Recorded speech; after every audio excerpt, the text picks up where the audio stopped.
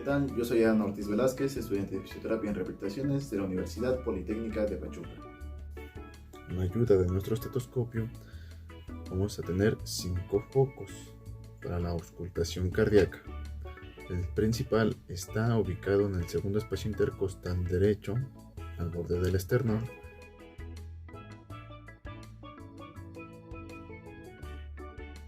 El segundo va a estar ubicado en el segundo espacio intercostal izquierdo, ¿vale?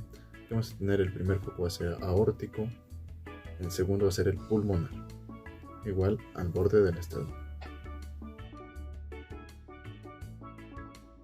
El tercer foco va a ser el accesorio aórtico, que va a estar ubicado en el tercer espacio intercostal izquierdo. Nuestro cuarto foco va a ser tricúspideo. Va a estar ubicado en lo que es la base del apéndice sigmoides, ¿vale?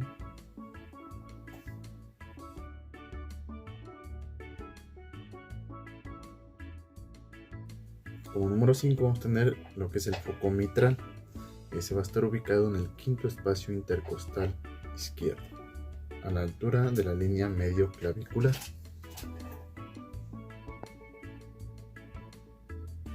Muy bien, lo que es el primer ruido cardíaco se debe al cierre de las válvulas mitral y tricúspide.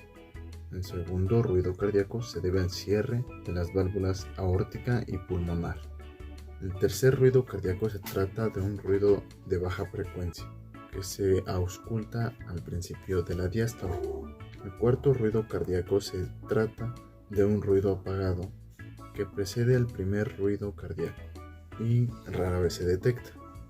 Se debe a la contracción auricular. Se presenta cuando alguna de las aurículas se contrae con más fuerza de lo habitual.